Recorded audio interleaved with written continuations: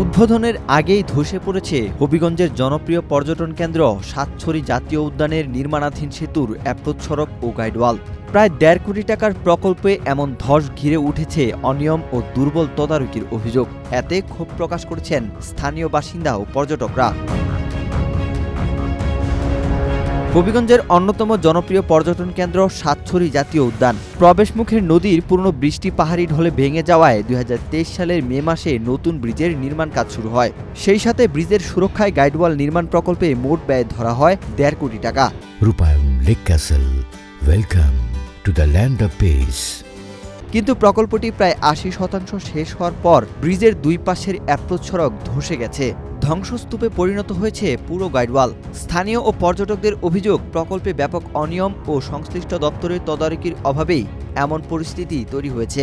সাতছড়ি জাতীয় উদ্যানের যে ব্রিজের যে কাজগুলো হয়েছে খুবই নিম্নমানের, যার কারণে কাজ উদ্বোধনের আগেই অনেক জায়গা ধসে ভেঙে যাচ্ছে। আমাদের সবারই চাওয়া যেন এটা ভালোভাবে কাজ হয়, মজবুতভাবে হয় এবং পাহাড়ি ঢলে যেন ভেঙে না যায়।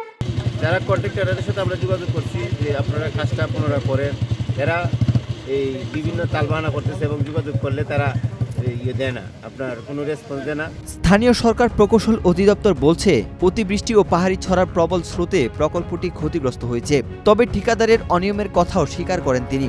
আর প্রকল্প পরিকল্পনায় বড় ধরনের ত্রুটির আশঙ্কা করে উপজেলা নির্বাহী কর্মকর্তা বলছেন, বিশেষজ্ঞ দল পাঠানোর জন্য মন্ত্রণালয়ে চিঠি দেওয়া হয়েছে। ২০২৩-এর মে মাসে কাজটা শুরু হয়েছে।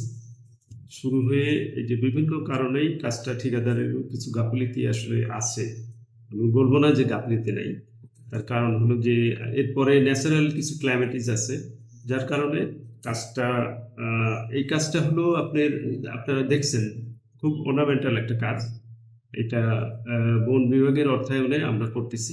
সাদা চোখে যতটুকু দেখেছি বলা হয়েছে খুব সম্ভবত স্ল্যাবগুলো একটু পাতলাই ধরা ছিল, তো ওটা ডিজাইনই পাতলা ছিল, যে ওরা যে ডিজাইন থেকে খুব বেশি মানে কম বেশি করেছে সাদা চোখে সেটা মনে হয়নি। কিন্তু ওই পাতলা স্ল্যাবগুলো আসলে এই ঢল প্রতিহত করার মতো বা প্রাকৃতিক এই বিষয়টা, এটা মনে হয়েছে যে এখানে হয়তো আরও শক্তিশালী ওই যদি ভারী জিনিস যদি ব্যবহার করা হতো, ডিজাইনটা যদি আরেকটু ভারী করে করা হতো, এই জিনিসটা হয়তো সাদা চোখে যেটা মনে হয়েছে এটা হয়তো টেকসই হতো।